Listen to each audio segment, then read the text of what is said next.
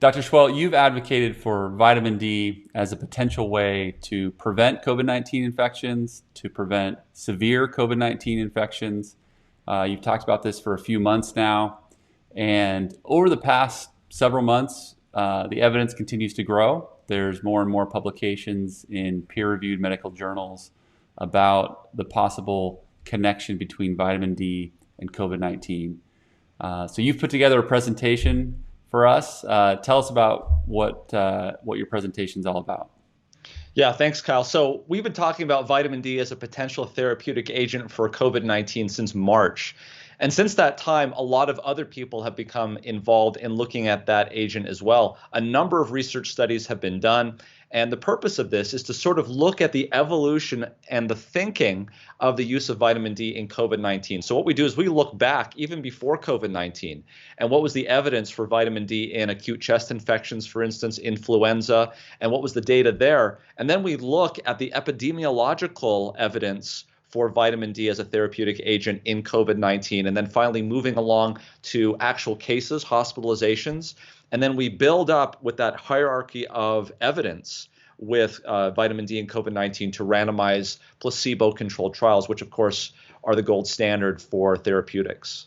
Okay, so let's talk about vitamin D. The first thing you've got to understand is that vitamin D is not just a vitamin. Vitamin D is actually a hormone. And if you notice here by the structure, you'll see that it is a steroid hormone, which means it can go into the nucleus. It can go through membranes and make effective changes. And specifically, the vitamin D receptor is a member of this nuclear receptor steroid hormone superfamily. And so as you can see here, we have vitamin D going through the membrane and affecting a binding to the receptor, and then it actually goes into the nucleus where it can affect transcriptional change. This is really important. So this is not just some vitamin that you need to supplement with. This is actually a hormone that changes the way your cells in the body actually behave. Is this idea unique to vitamin D, or does this happen with other vitamins? And in addition to that, what are some of the main differences between a vitamin and a hormone? Good question. So, a vitamin is actually a shortened version of a vital amine. Vital meaning you need it to live, and an amine is a type of chemical compound. Vitamin D is not even an amine. Of course, it's vital, but it's not as if you need a certain amount of this substance to just keep the body going and doing what it needs to do. No, I mean, vitamin D is so much more complex than that. We used to think that vitamin D was just involved in calcium regulation, and that is certainly true. There's no question about that. But vitamin D is so much more than that. It's a fat-soluble vitamin, which means it can pass through membranes without any problem. It doesn't need to be regulated. It can bind with the receptor and go directly into the cellular portion of the nucleus, in fact, and actually cause or prevent transcription of RNA. And we've seen that there are vitamin D receptors in numerous cell types, including the cell types of the immune system. So in that sense, it is a hormone, but in another sense, you can only produce enough of this if you have enough sunlight, or if you're taking this in a dietary supplement form. You can't make this without sunlight or getting a dietary form. So in that sense, it is vital that you have it, and in the loose sense, it is a vitamin. So to get to your second question about hormones and vitamins, hormones are something that the body uses to signal and to make effect changes throughout the body. For instance, insulin is a hormone. Cortisol is a hormone. These things circulate through the body, and they have different effects on different target tissues. Vitamins are more along the lines of something that you need as a cofactor or something else to get something to work. And so in that sense, vitamin D is certainly a vitamin because your body needs it in order to live. But in another sense, it's so much more than just a vitamin. So how do you get this vitamin D? Now, I know this looks a little complicated, but bear with me. The key that you need to understand is that it's the 1,25-dihydroxy vitamin D that's the active form. And it says here that it does come from the kidneys. But in fact, we now know that the rate-limiting step that puts that one hydroxyl group on is not just in the kidneys, it's also in the immune cells. And it can actually put that on and have effective change in your immune cells themselves. So let's talk a little bit about how this happens. So there's basically two ways you can get vitamin D into your diet. You can either eat it through a supplementation, swallow it. You can take pills. It's also found in fish oil, certain types of mushrooms, egg yolks, and also red meat. Or the majority of people get vitamin D into their system from the sun. Why is that? Because ultraviolet B radiation penetrates down deep into the dermis, where this cholesterol derivative is converted into pre-vitamin D3 and then finally into vitamin D. Now, that vitamin D3, after it's produced by the sun, goes to the liver and the 25-hydroxyl gets put onto it. This species here, the 25-hydroxy vitamin D, is what we actually measure in the blood. Whether you get it from diet or whether you get it from the sun, there's two ways of getting it, but this is how we can measure it. And that's how you're going to see it measured and reported in the rest of this presentation, is 25-hydroxy vitamin D. This is kind of like the storage product in your body. It's fat soluble. It is stored in the fat. Then when it's needed, it can either go to the immune system where it's converted into 125-dihydroxy vitamin D, which is the active form, or it can go to the kidney and it can be converted there to 125-dihydroxy vitamin D. Now, the one in the kidney is usually used for metabolism of calcium and phosphorus and things of that nature. But there's a whole nother area. In fact, they found many vitamin D receptors in the leukocytes, or the white blood cells, your immune cells in the body. Now, the other thing you ought to know is that this 125-dihydroxy vitamin D, which is the active form, can be inactivated when they put a hydroxyl group, they being the 24-hydroxylase enzyme, can inactivate it by hydroxylating the 24 position. Can also do it here with 25-hydroxy from the kidney as well. So this is the inactive form. There is some evidence, and if you want more information about this, look at COVID-19 Update 83 in our MedCram series, and you'll see that high fructose corn syrup actually can accelerate this inactivation of both the 125-dihydroxy vitamin D and also the 25-hydroxy vitamin D to the inactive form.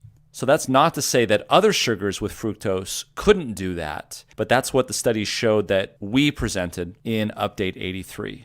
So you may be supplementing, you may be out in the sun, but if you have a diet that's high in high fructose corn syrup, and I'm not talking about fructose from fruits and vegetables, but actually high fructose corn syrup, that is something that can cause problems, and you may not get enough 125-dihydroxy vitamin D. We'll put a link to that video, number 83. Okay, so you may ask, well, what's the problem? I mean, if we just need to go out in the sun and get plenty of vitamin D, why is this an issue? Well, the issue is that if you were to look at recent studies that look at how often we here in the United States and in fact around the world spend outdoors, it's actually pretty small. 7.6% of the day we spend outdoors. The problem is in the wintertime, the sun gets up late and goes down early, and also it's not as high in the sky as it should be to get that direct radiation of ultraviolet B. And so it's coming in at an angle, you don't get very good exposure. And in fact, for those people who are living above the 35th parallel, or living below the 35th parallel in the southern hemisphere, this can be a very significant issue. The 35th parallel, for those who don't know, sort of runs through the middle of the United States. Now, some have suggested this may be the reason why we see an increase in viral infections in the wintertime, whether it's in the northern hemisphere or the southern hemisphere. Wintertime is when you're having less sun exposure.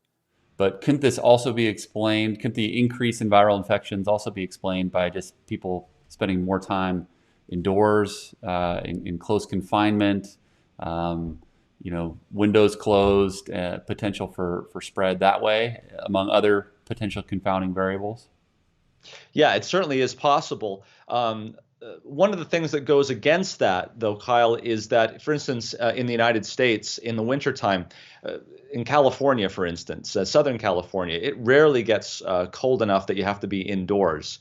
But we still see an increase in a spike in influenza during that time. What is certain, though, in California, and this is where the 35th parallel sort of runs right through Southern California, is studies have shown that if you live above the 35th parallel, you can't really get enough vitamin D just by sun exposure in the wintertime. So while it is possible that there could be confounders, we're seeing the sunlight exposure correlating with the increase in infectious diseases. I would note, if you look at this graphic from the CDC in terms of statistics, we see that in just the very months where we have vitamin D deficiency is where we have spikes and increases in influenza. So we've got good data that shows that a major cause of vitamin D deficiency is inadequate exposure to sunlight. Also have good data that we'll talk about that there is an association between vitamin D and the BMI, and that patients with kidney disease, just like we see in COVID-19, can lose vitamin D3 out of their system. We also have good data that for more than a century, vitamin D deficiency has been suggested to increase the susceptibility to infections. And when you look at the extreme vitamin D deficiencies, for instance, in children with nutritional rickets, they also had an increased risk of respiratory tract infections, or RTIs. And as we talked about, the seasonality of these RTIs and low 25-hydroxy vitamin D levels during wintertime has been suggested as the seasonal stimulus for these infections. And if this is so, obviously this would be a major public health factor. And as we talked about, vitamin D may play an increased role in calcium metabolism. It may actually play a role as stimulation of the innate immune system and other immune functions. As we talked about, this VDR, or this vitamin D receptor, has been shown to be present in myeloid and lymphoid lineage cells. And these are the cells that are important in fighting off COVID-19, for instance, monocytes and neutrophils. We also got good evidence that shows that vitamin D may enhance the expression of human cathelicidin, which is an antimicrobial peptide, which is of specific importance in host defenses against specifically respiratory tract pathogens. So one of the things that you've got to understand right off the bat, and it makes it a little confusing, is that different parts of the world measure vitamin D, or 25-hydroxy vitamin D, in your blood using different units. So throughout this talk, you're going to see 25-hydroxy vitamin D levels being reported in two types of units. One is nanograms per milliliter. The other one is nanomoles per liter. And frankly, you're going to see both of those being used. And I don't want you to get too hung up on these levels here, because a lot of different organizations have their own thoughts on what should be deficient, insufficient, and optimal.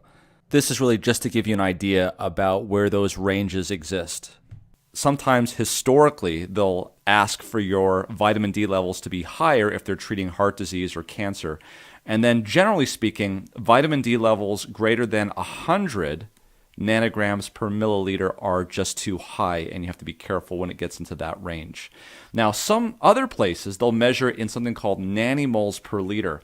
And actually, if you just want a quick way of converting, you simply multiply by 2.5, and you'll get these numbers here, which are a legitimate way of measuring it, but not one that we're maybe used to, but you might see it. So just make sure when you see studies and they report 25-hydroxy vitamin D levels that you're understanding what units they're using so you can make sense of it. Okay, so let's take a look at the evidence. We'll sort of start out with observational studies and we'll end up with randomized prospective controlled trials. So we knew very early on, this is a paper that was published back in 1985, looking at vitamin D and age. And what we found was that as you get older, the ability for your skin to produce vitamin D3 drops by more than twofold as you get up into the 70s and the 80s. The other thing that we knew from a long time ago, back in 2012, is that there is a difference in terms of vitamin D and race or skin color. Here you can see the graph looking at different levels of vitamin D. Here's less than 10, here's 11 to 20, 21 to 30, and greater than 30. And these bars simply represent white is white, black is black, and the gray are Mexican Americans. This is a study that was done in the United States. And what you can see here in this observational study, at greater than 30, which would be considered to be adequate, the majority of that population is white. As we go down below 20 in this range, that the people that make up the majority of this population are disproportionately darker skinned people. So this is certainly a public health issue that needs to be addressed. Another thing that we've known about for some time, for about 20 years at least, is vitamin D and BMI. Of course, vitamin D is a fat-soluble vitamin. And as such, it's going to be stored in the fat. And so if you have a lot of adipose tissue, or fat, then you're going to have a larger capacity to hold vitamin D, which means you're going to have less soluble vitamin D to be used. This is a direct quote from this study. Because humans obtain most of their vitamin D requirement from exposure to sunlight, the greater than 50% decreased bioavailability of cutaneously synthesized vitamin D in the obese subjects could account for the consistent observation by us and others that obesity is associated with vitamin D deficiency. Oral vitamin D should be able to correct the vitamin D deficiency associated with obesity, but larger than usual doses may be required for very obese patients. Okay, so where are we right now with vitamin D supplementation? Currently, there's no international consensus. We know that supplementation of vitamin D can help in terms of fractures. Now, there are some studies that show that vitamin D may be associated with increased risk of myocardial infarction, but in actuality, those studies were related more to calcium supplementation with or without vitamin D. So not a direct association. The target for prevention of fractures is around 30 to 40 nanograms per milliliter, and that if you have levels greater than 150 nanograms per milliliter, that is associated with hypercalcemia. So what do people say? There's some people that say you should take 4,000 international units or less. Some others say up to 10,000 international units. There's not really a consensus. There are some recommendations from the Endocrinology Society, and we will discuss those.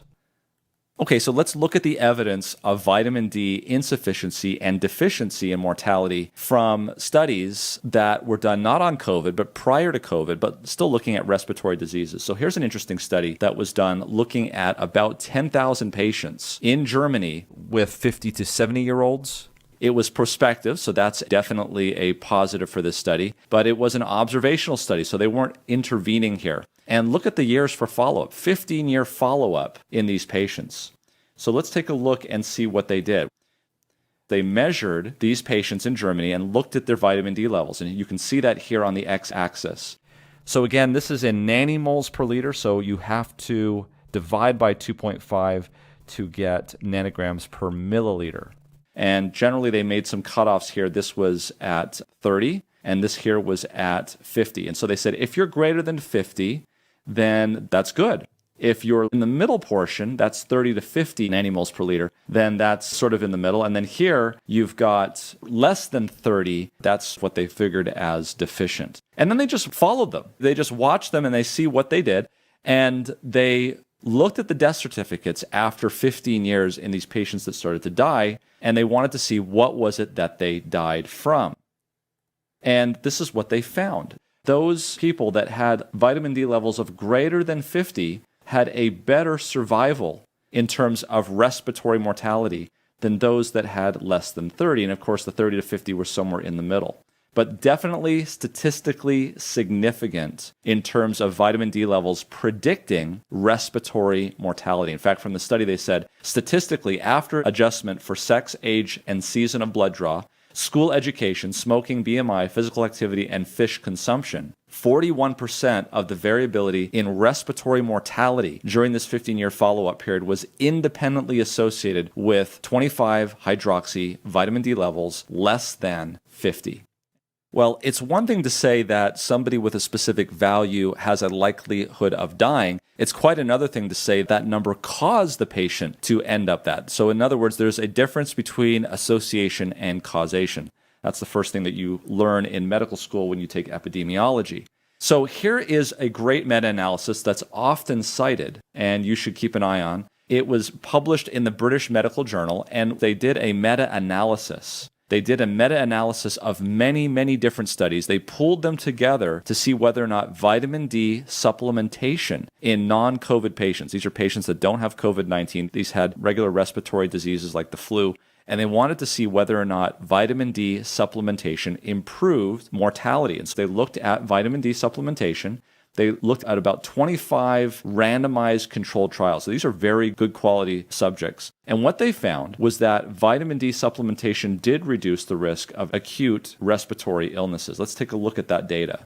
So here you can see all of the different studies that were done in the randomized controlled trials. Did the studies say yes, vitamin D had a benefit, or no, vitamin D did not have a benefit? And you can see those here on the right side showed that there was no benefit or was actually worsening. And those here on the left side show that there was a benefit. And when they averaged all of the patients together in these studies, they came up with this final answer here, which was less than 1, which showed that there was a benefit. Let me just quote to you from this study. It was a very large study, landmark study. It says, "Our study reports a major new indication for vitamin D supplementation, the prevention of acute respiratory tract infection. We also show that people who are very deficient in vitamin D and those receiving daily or weekly supplementation without additional doses experienced a particular benefit. Our results add to the body of evidence supporting the introduction of public health measures such as food fortification to improve vitamin D status, particularly in the setting where profound vitamin D deficiency is common." So you can't really underestimate this study. I mean, it looked at 25 randomized controlled trials, put them in a meta-analysis, and it came up with this as a final analysis.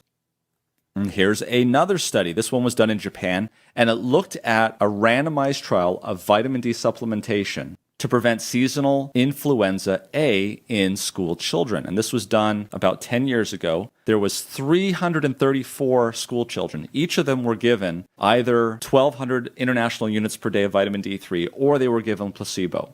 And the endpoint was looking for influenza A by doing nasal swab antigen testing. And what they found over a winter season was that those subjects that got the supplemental vitamin D only had a 10.8% prevalence of influenza A, whereas those that got placebo had an 18.6% incidence of influenza A. And the absolute risk reduction, simply the difference between those two, was 7.8, which translates into a number needed to treat of 13. That's a pretty darn low number, which means that this intervention is pretty powerful.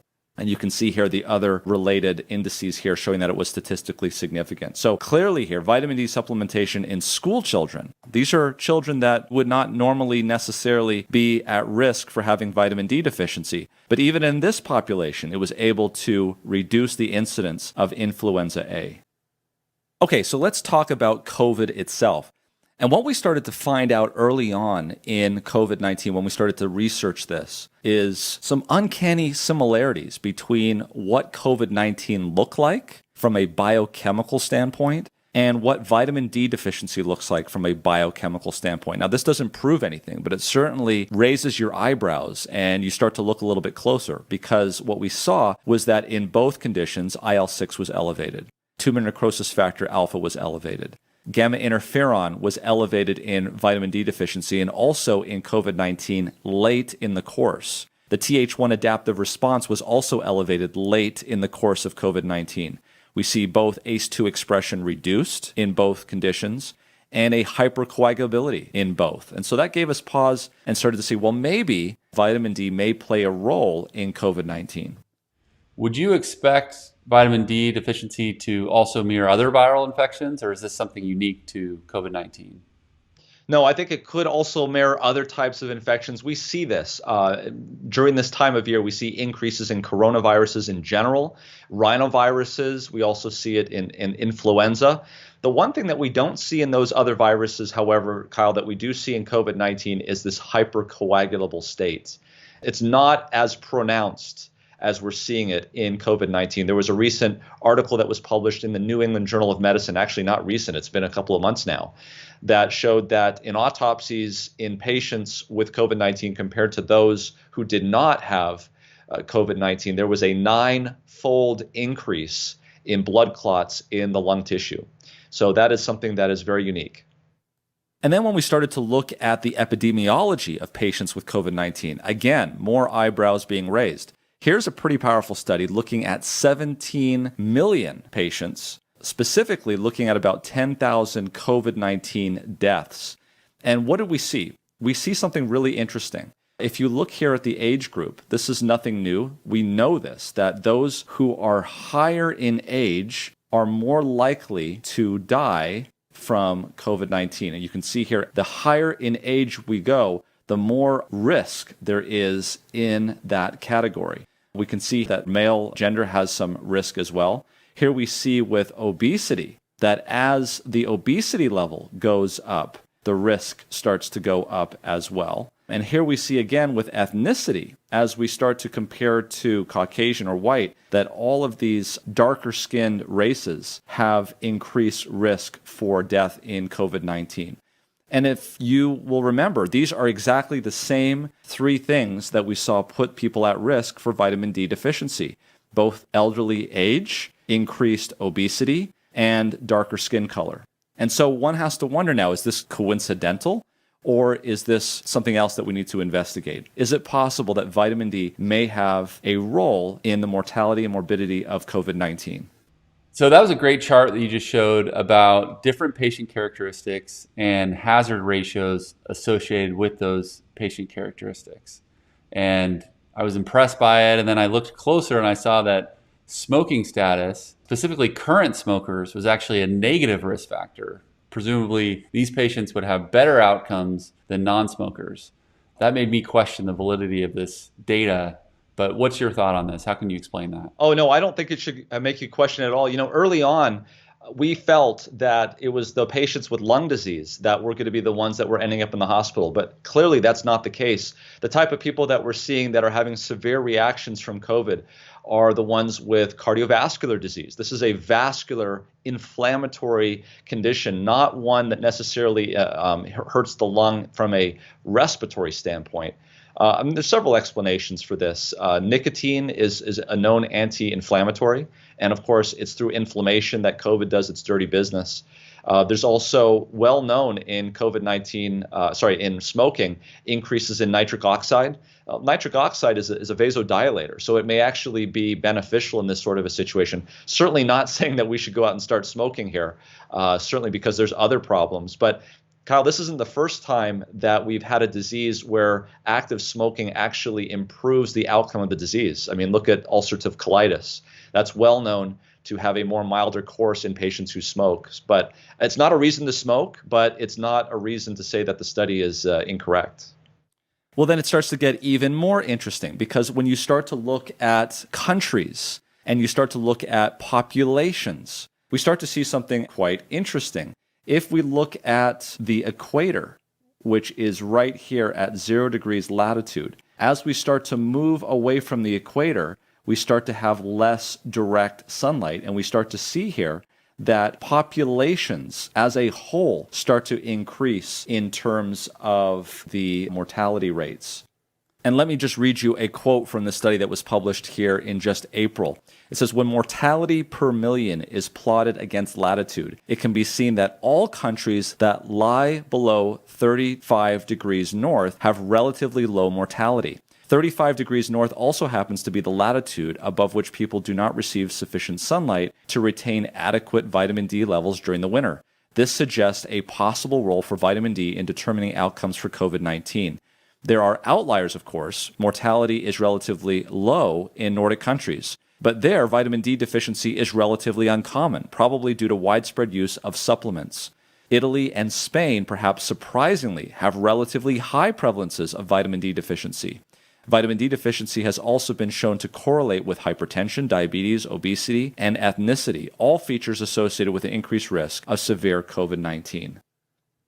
And here is another paper along the same lines, this one published in May of 2020, titled The Role of Vitamin D in the Prevention of Coronavirus Disease 2019 Infection and Mortality. So this study looked at 20 European countries, looked at specifically the average vitamin D levels, looked at COVID cases, and also COVID mortality. And this, of course, was as of April of 2020. So they looked at these 20 different countries, and what they found was an inverse relationship with this R and P value that showed that the higher the vitamin D levels of that country, the lower the COVID-19 cases per million population. You can see there a fairly straight line going through this plot. So once again, these are nanomoles per liter, so you need to divide by 2.5 to get nanograms per deciliter. Now, this is for cases. What about mortality? Well, they did the same thing for mortality, and it was very, very similar. So again, mean vitamin D levels that were very high had almost 0% mortality, whereas those that were very low, like around 40 to 50 in this situation, had a higher mean COVID-19 mortality per 1 million population. Okay, well, what about these patients specifically? Here's a paper that was published in Nutrients, and it looked at 107 patients that were hospitalized in Switzerland. And what they did was they looked at the vitamin D levels in those patients that were positive for SARS-CoV-2 and those that were negative for SARS-CoV-2. And what they found was that those that were negative for SARS-CoV-2 had higher vitamin D levels than those that were positive for SARS-CoV-2.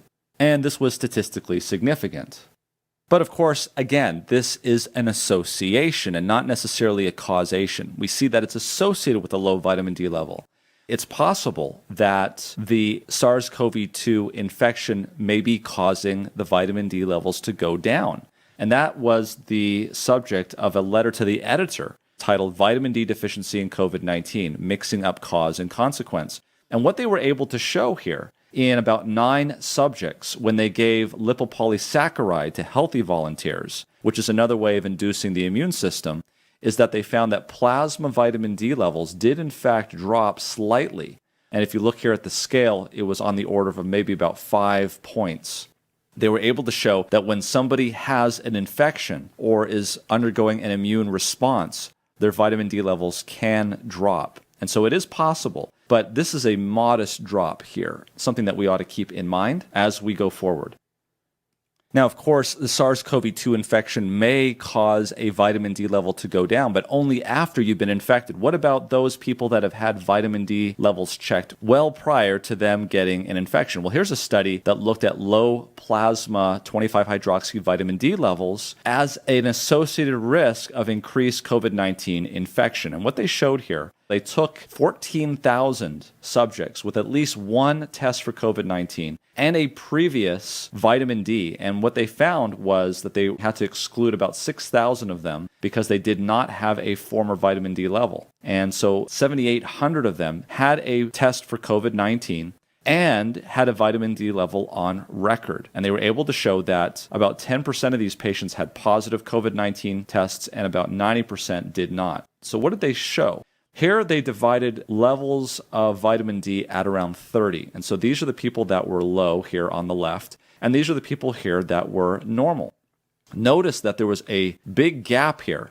Not a lot of people who were elderly and had normal vitamin D levels. I found that very interesting. And when you look at this scattergram, you'll see that the majority of the patients were actually in the lower amount. So they were less than 30. So this is not like an insignificant or rare problem. So this flowchart may look confusing at first, but if you look at this, the point is it's just a tiny amount of the normal vitamin D levels that make up a portion of the positive SARS-CoV-2 population. Here is another article as well from Israel that showed that low plasma 25 vitamin D levels were associated with an increased risk of COVID-19 infection. This was a population-based study, again, looking at baseline vitamin D levels, not ones that they were obtaining after they developed COVID-19 or had a COVID-19 test. And what they showed, when adjusted for age and demographics and comorbidities, that vitamin D levels of 75 plus compared to less than 75 had a significant difference in terms of whether or not these patients would have either a SARS-CoV-2 infection or a COVID-19 hospitalization. In other words, if it was less than 75, they were 1.45 times as likely to get an infection and almost 2 times more likely to get hospitalization. So again, this is in nanomoles per liter, so you have to divide by 2.5 to get nanograms per milliliter. And here is yet another link between vitamin D deficiency and COVID-19 in a very large population, this time looking at 52,000 matched to 524,000 controls. That was matched for sex, age, and geographical location. And what they showed here, this bell-shaped distribution in red, are the SARS-CoV-2 positives, and of course everybody else in gray. And there's definitely a shift to the lower values of vitamin D. And here in females, it even made a bigger impact. The lower levels were definitely associated with SARS-CoV-2 positivity. How do you explain that? Yeah, it's hard to say. Obviously, the differences between men and women are very, very large in terms of hormones and things of that nature. Although it wouldn't be surprising if they found out that it had to do with hormone levels. Recently, they've been releasing information about pregnant women in COVID, and that pregnant women have a increased risk of severity. And of course, pregnant women have elevated estrogen levels, progesterone levels. And so the question is why is that the case? We don't know, but it could be it's accentuated in pregnancy. Obviously, when they're not pregnant, there is a baseline elevation in estrogen. We're not seeing that in a baseline situation, but it could affect vitamin D because vitamin D, once again, just like estrogen, just like progesterone, is a steroid hormone. So don't have a good answer for that at this point. And not to be outdone, the United States also published theirs. This was a whopping study of almost 200,000 de-identified test results from clinical laboratories looking at vitamin D levels and SARS-CoV-2 positivity. And so when you look at this overall, you can see very clearly that vitamin D levels are inversely related to SARS-CoV-2 positivity rate, with the lower levels being associated with being positive for SARS-CoV-2. And you can see that it's around 50 where it starts to take off and go up. And when they looked at this to see whether or not something was generating this, any particular part of the country or age or anything like that, they found that it really did not matter in terms of geography, that there was still the same relationship as you went down in vitamin D levels. There was an increase in SARS-CoV-2 positivity rate. But interestingly, there were higher rates of SARS-CoV-2 in the northern region of the United States above the 35th parallel, whereas in the central and southern states, it was relatively low. But the relationship still existed. This also existed in terms of race. So it didn't matter what race you were. If you had lower vitamin D levels, you had an increased risk of SARS-CoV-2 positivity. But again, the darker skinned races had a higher risk of SARS-CoV-2 positivity with respect to the white baseline here in this case. In terms of age, again, it really didn't matter whether age was greater than 60 or less than 60. And here, ironically, it was higher in the younger age because we know that SARS-CoV-2 positivity is more prevalent in the younger populations, but hospitalizations are more prevalent in the older populations. And then, of course, again, didn't matter whether you're male or female, as your vitamin D levels go down, your SARS-CoV-2 positivity goes up. Again, this is showing an association, not necessarily a causation. That data looks impressive when it's charted out, and it looks like there's a clear correlation between vitamin D levels and COVID-19 infections. But this is observational data, and you've talked a lot about in your COVID-19 updates about how observational data is really limited in a lot of ways, and it really needs to be backed up by randomized, placebo-controlled, prospective trials. Could it be that people that have higher vitamin D levels are also the people that are more likely to take better care of themselves in general? They're more likely to get outside. Maybe they're healthy enough to actually get outside and get some natural sunlight. Maybe they're people that are engaged enough in their own health to actually take vitamin D supplements, eat a healthy diet in the first place. Well, on the surface, it's certainly possible. Those people in the middle class who have the ability to get outside are probably the ones also that are going to take time and take care of themselves. But you also have to take into consideration that this study is looking at everybody, not just those who go outside because they choose to go outside, but those people who go outside because they have to go outside, because they're laborers, because that's part of their job. They have no choice but to go outside. And I would say that those probably outnumber those that go outside by choice because it's a health issue. And even those patients who probably aren't taking care of themselves as well as middle-class people might be doing, they also, it seems, as they fit into the same data, have an improvement as well. And here is another study that was published this time with 105 patients that were hospitalized with COVID-19. And what they wanted to look at here was progression. So of 105 patients that were admitted with COVID-19 type symptoms, they found that those that were negative represented about 33%, and those that were positive represented 66.7%. And as you can see here, the average vitamin D level was lower in those positive SARS-CoV-2 patients and higher in the negative patients. So here, ostensibly, they're having the same immune reaction because they're coming in with the same symptoms. But in this situation, it is this group that is SARS-CoV-2 positive, and they have lower vitamin D levels. Now, when you look at that and break it out, and you see if their levels were less than 30 or greater than 30, those that had greater than 30 had lower peak D-dimer levels. Why is that important? D-dimer is considered to be a risk factor for getting blood clots in COVID-19. Also, if you'll notice here, that is the higher vitamin D levels here that had a lower incidence of ventilator requirements. Okay, so what does this study show? It shows that potentially vitamin D levels are associated with a worse outcome or worse course of SARS-CoV-2 in the hospital.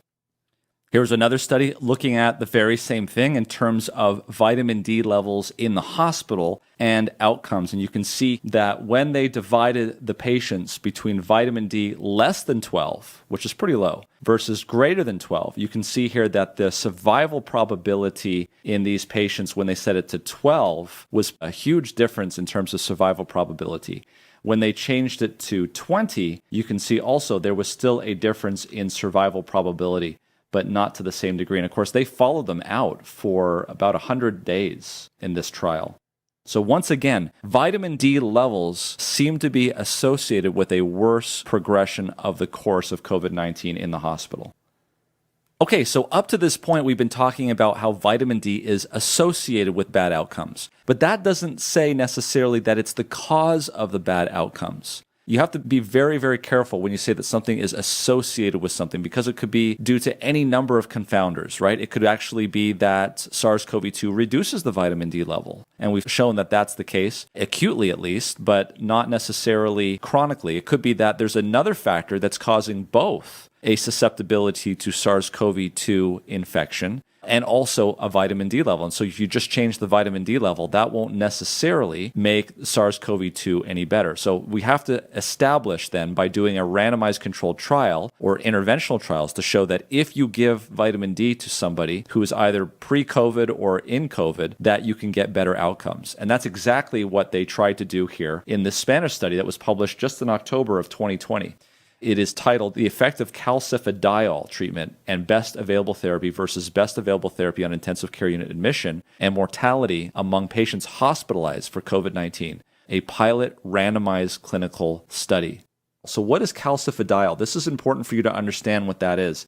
Calcifediol is the 25-hydroxy vitamin D3. This is not what you normally take as a vitamin D supplement. Because when you take a vitamin D supplement, it has to be metabolized in the liver, as we mentioned, and have the 25-hydroxyl group put on it. Here, calcifediol already has the 25-hydroxy group on it, so it doesn't need to be metabolized. It's ready for the 1-hydroxylase enzyme to activate it and for it to be used. So it kind of speeds up the process. And in this situation, what they did was they took patients with COVID-19 and randomized them to not receive calcifediol, so this is the placebo group, or receive calcifediol, this is the intervention group. And what they found was that in the calcifediol group, and so just so you're aware that they gave them a pretty high dose on day 1, then they gave it to them a few days later, and then again on day 7.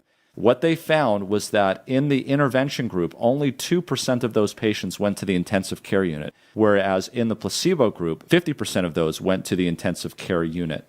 Now, something you should understand is that this had a total of 76 patients in it. 76 patients is not that much, but I know that they are planning on doing a much bigger clinical trial with about 1,000 patients. And here is another study that is really interesting because at least here, I guess in France, what they do is every 2 to 3 months, they give about 80,000 international units of vitamin D in these nursing home patients.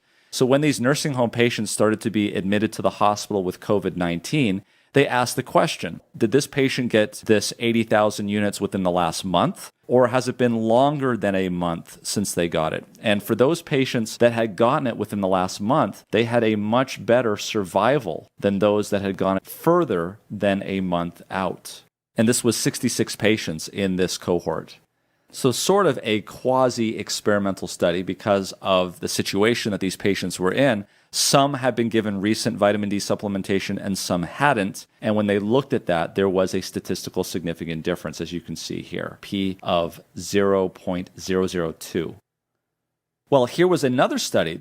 This was a multi-center, double-blinded, randomized controlled trial. And interestingly here, they looked at 240 patients, which is not small, but what they did give them was, on admission, a whopping dose of 200,000 international units of vitamin D3 or placebo. And what they wanted to see if there was any difference in clinical outcomes. Well, if you look here over on the right, you'll see that the blue group was the intervention group. That was the one that received the vitamin D. And you can see that there was a statistically significant increase in their circulating 25-hydroxy vitamin D levels. In the placebo group, there was no difference. And so despite the fact that their circulating levels of vitamin D went up, there was no differences in clinical outcomes, including mortality or ventilator days. Couple of criticisms of the study is they only gave one dose. And why is that a criticism? Well, if you look at that original British Medical Journal meta-analysis that we talked about at the beginning of the video, they made a point of saying that it was basically repeated doses on a daily basis or on a weekly basis, not bolus dosing that seemed to help. The second criticism is that even in medications that we give that we know work, like antibiotics and bacterial infections, we don't just give one whopping dose of antibiotics and hope that they improve. The other thing is that this was given rather late. Remember that the vitamin D3 has to be metabolized in the liver to the 25-hydroxy vitamin D. And that can take some time as well. The most recent study that's come out, though, was this one from India titled Short-Term High-Dose Vitamin D Supplementation for COVID-19 Disease, a randomized placebo-controlled trial. This is also known as the SHADE study. And here they looked at 40 COVID-19 positive patients, and here they gave 60,000 units daily for 7 days. And they gave 24 patients placebo. So the total here was 16 got the intervention, 24 controls got the placebo. And in terms of their outcomes, they were looking at how many of them were SARS-CoV-2 negative by day 21. And were there any biomarker reductions? And so the results were that 62.5% versus 20.8% were SARS-CoV-2 negative by day 21 in the intervention group, in those that got vitamin D. And fibrinogen, which is a surrogate for inflammation, was significantly decreased in the intervention group as well. And while we're on the topic of critically ill COVID-19 patients and inflammatory markers, here's a study that was just published in November looking at just that with vitamin D levels. You see here that there was a group A that was admitted to a hospital. These were basically people who were asymptomatic for the 12 days. These patients were admitted to the hospital, but to an isolation ward, not because they needed hospitalization. And group A are those asymptomatics that were there for 12 days with no symptoms. And there was a total of 91 of those patients. The B were those that were admitted to the intensive care unit. There was about 63 patients of those, a total of 154 in the study. You can see here, those patients with greater than 20 nanograms per milliliter of vitamin D were much more prevalent in the asymptomatic group, and those that had serum 25-hydroxy vitamin D levels less than 20 were predominant here in group B. And we can see that those patients that had low vitamin D levels had significantly higher IL-6, had almost statistically significantly higher tumor necrosis factor alpha, and had higher serum ferritin levels, which is also a surrogate for inflammatory markers in COVID-19. Secondary endpoint was low vitamin D levels in fatality rates, and there was a really big difference between those that had low vitamin D levels and those that had normal vitamin D levels. And this led the authors to state this. This all translates into increased mortality in vitamin D deficient COVID-19 patients. As per the flexible approach in the current COVID-19 pandemic, authors recommend mass administration of vitamin D supplements to populations at risk for COVID-19. So what about it? What about supplementation of vitamin D? Are you taking it seriously? Well, even before COVID-19, certain countries were taking this seriously. And here's a review that was done out of Helsinki, Finland, titled Vitamin D Fortification of Fluid Milk Products and Their Contribution to Vitamin D Intake and Vitamin D Status in Observational Studies. There's a number of different countries, and they have different approaches. For instance, in Finland, the type of fortification in their food is voluntary, but as it turns out, everybody's doing it. And so it's as if it were mandatory. In Norway, it is voluntary. In Sweden, it is mandatory. In Canada, it is mandatory. However, in the United States, it's voluntary. So some manufacturers of fluid milk, acidified milk, and cultured milk, and even yogurt do put vitamin D in those foodstuffs. However, in Ireland, they do not. And this is what one of the commentators on the Irish Longitudinal Study on Aging had to say about vitamin D in their study. They say Ireland does not have any formal vitamin D food policy. We practice a voluntary but not mandatory food fortification policy where food manufacturers can decide to fortify or not their food products with vitamin D. The vitamin D status of those in Ireland is lower than either the United States or Canada, who have systemic mass vitamin D food fortification. However, vitamin D deficiency is not inevitable in older adults in Ireland, and the ability to have sufficient vitamin D status year-round is an achievable goal that many countries meet. For example, another European country, Finland, which is at a much higher latitude and therefore receives less sunshine than Ireland, has virtually eliminated vitamin D deficiency in its population with rates of less than 1%. This is due in part to a successful food fortification and vitamin D supplementation policy and educating the public and medical practitioners on the importance of vitamin D. This vitamin D success story demonstrates what could be achieved in Ireland. It can happen in other places as well. Okay, so when it comes to supplementation, let's see what the guidelines are. This is the Endocrine Society Clinical Practice Guidelines that were published back in 2011. And of course, we'll give you a link to this in the description below. And if you look under the heading, Recommended Dietary Intakes for Vitamin D for Patients at Risk for Vitamin D Deficiency, and you go on down to the bottom, you'll see here under 2.6, their recommendations. And let's go over what those recommendations are. As you can see, unless you're a child, then basically what they're saying is that 4,000 international units a day for anyone greater than 8 years of age is the upper limit for supplementation with vitamin D without medical supervision. So another question is exactly what are they worried about? What is the frequency? What is the relevance of vitamin D toxicity? Well, to get a better understanding of that, we go to a publication in Frontiers in Endocrinology out of Poland. And in this article, it states that the Endocrine Society and the Institute of Medicine have both stated that vitamin D toxicity is extremely rare, and that concentrations usually of 25-hydroxyvitamin D have to exceed 150 nanograms per milliliter, which is 375 nanomoles per liter. And not only that, there has to be increased calcium intake.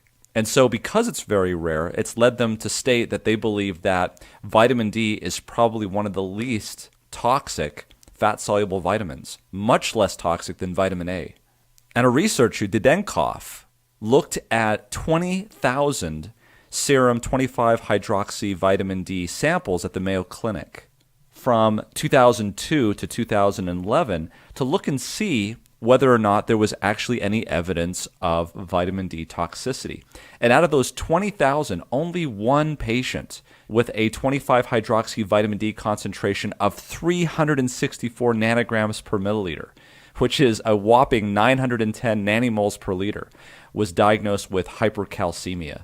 Similarly, another researcher looked at healthy adults in a clinical setting that were receiving 50,000 units of vitamin D2 every 2 weeks, which is approximately equal to 3,300 international units a day for up to 6 years.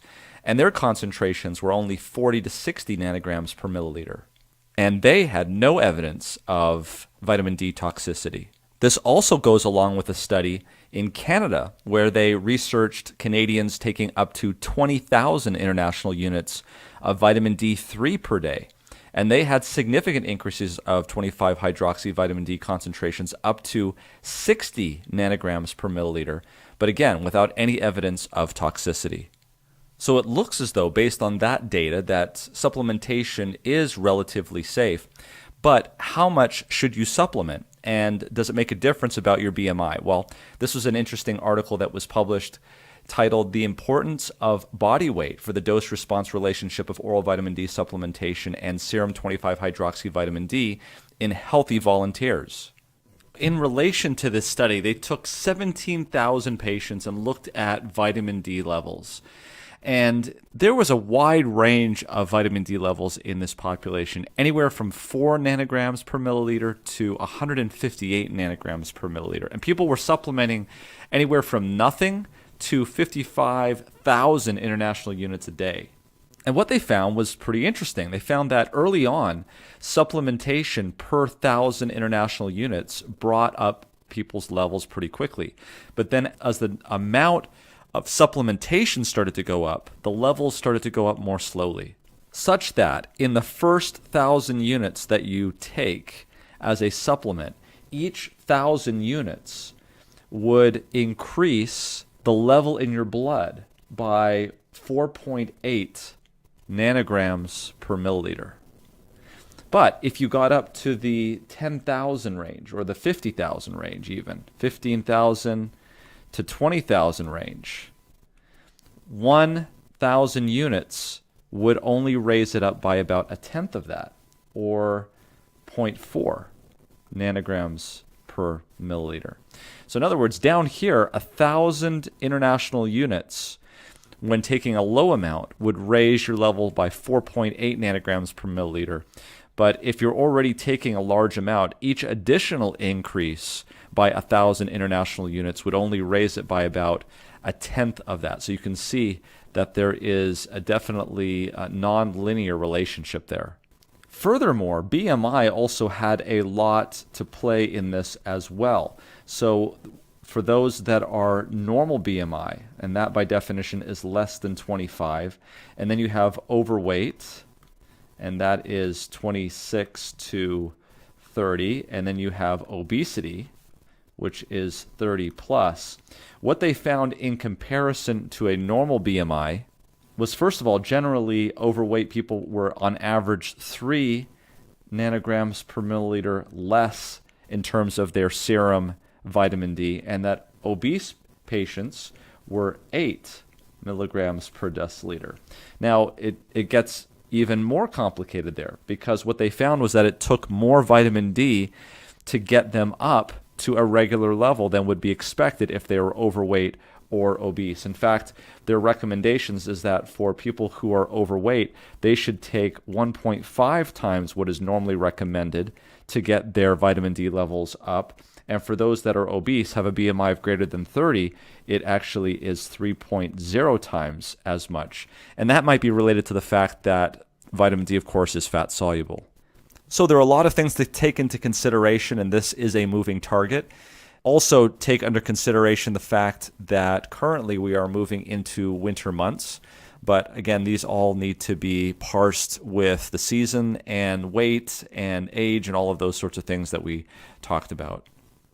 Now, while this is a distribution of vitamin D in Germany, I'm sure it's not very different from what it is here in the United States.